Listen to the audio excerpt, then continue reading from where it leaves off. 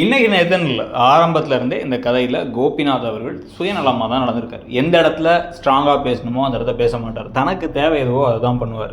எந்த அளவுக்கு மோசம் பண்ணால் இவர் ராதிகாவை காதலிக்கிறாரு. இந்த விஷயம் இப்போ பாக்கியாவுக்கு யாருக்கும் தெரியக்கூடாது.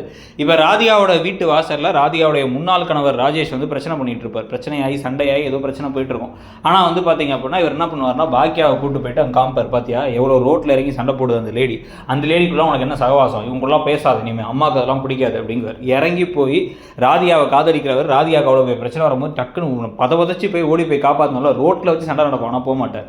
அந்த அளவுக்கு சுயநலமாக இருக்கவர். இன்றைக்கும் பார்த்தீங்கன்னா அவங்க அம்மா மேடையில் ஏறி தெளிவாக சொல்கிறாங்க என்ன அப்படின்னா இன்றைக்கே இனிமேல் பாக்யலட்சுமி கோபிநாத்தா அவங்க 2 பேர் சேர்ந்து வாழ போகிறாங்க அப்படின்னு சொல்லிட்டு அதை யாருக்கிட்டையும் கேட்கவும் இல்லை. கோபிகிட்ட சும்மா சொன்னாங்க, இந்த பக்கம் பாக்கியா கிட்ட கேட்கவே இல்லை. அப்படி சொல்லும் பொழுது இந்த இடத்துல பாக்கியா கோவப்படுறாங்க. டக்குன்னு கோபி என்ன பண்ணணும் அப்படின்னா கோபியும் போதும் அந்த மாதிரி என்ன எண்ணமும் கிடையாது, அம்மா பேசாமல் இருக்கமான்னு பாதி பேசிட்டு இருக்கும்போது தடுத்து நிறுத்தாமல் அவங்க அம்மா போனோன்னே இவரும் கோவமாக போயிட்டு அந்த வீட்டில் வெக்கமே இல்லாமல் இருக்காரு. எத்தனையோ தடவை சொல்லிட்டாங்க பாக்கியா இந்த வீட்டில் இருக்காதுங்க, எனக்கு பிடிக்கல, இவங்களுக்காக தான் நான் விட்டு வச்சிருக்கேன்ட்டு வெளில போறேமா அப்படிங்கிறாரு. 50 வயசுக்காரருக்கு போகிறதுக்கு என்ன, எடுவே கிளம்பி போயிட்டாரு.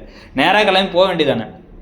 இப்போவும் இந்த சமயத்தையும் வெக்கமே இல்லாமல் இங்கே உட்காந்துட்டு பஞ்சாயத்து பண்ணிட்டு அதெல்லாம் எனக்கு விருப்பம் இல்லைன்னு பாக்கியா சொல்லும் பொழுது இவர் இங்கேயே இருந்தார் அப்படின்னா இந்த கதையை இழுத்துட்டு போகிறது எப்படிங்கிறது தெரியாதனால இப்படி இழுத்துட்டு போகிறாங்கன்னு ஆகிடும். இல்லை இந்த பழனிசாமி மாதிரி ஏதாவது கதாபாத்திரம் திருப்பி வரப்போதா, இல்லை பாக்கியாவே வாழ்க்கையில் தனியாகவே இருந்து அவங்களுக்கு பிடிச்ச மாதிரி இருந்துக்கணும் அப்படின்னு நினச்சாங்க அப்படின்னா அதுக்கேற்ற மாதிரி இவரை முதல்ல வெளில அனுப்பணும். இவர் எப்படி வீட்டிலேயே வச்சுட்டு இருக்கிறது இந்த கட்டுச்சோத்த பூனையை வச்சிருக்க மாதிரி தான். இல்லை கண்டிப்பாக என் பிள்ளை அனுப்பினா நானும் போயிடுவேன்னா போங்க அப்படின்னு அனுப்பிவிட்டுருவோம் ஈஸ்வரியை.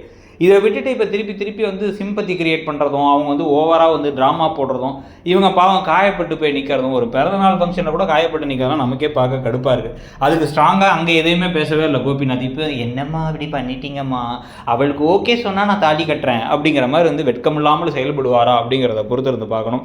இதுக்கு நடுவில் நம்ம ஏற்கனவே சொன்ன மாதிரி அந்த இனியா ஆகாஷ் கதையை வச்சு வேற கொஞ்சம் கதையை ட்ராக்கை இழுத்து கொஞ்சம் கொண்டு போவாங்கன்னு நினைக்கிறேன். மிஞ்சி போனால் 1500 எபிசோடில் அந்த சீரியல் முடிஞ்சிருமா. இப்போ 1350 எபிசோட் 150 எபிசோடில் முடிஞ்சிருமா. அது இன்னொரு 3.5 இன்னும் ஒரு 5 மாதத்துக்கு மேலே ஆகும். நீங்கள் என்ன நினைக்கிறீங்கிறத சொல்லுங்கள்.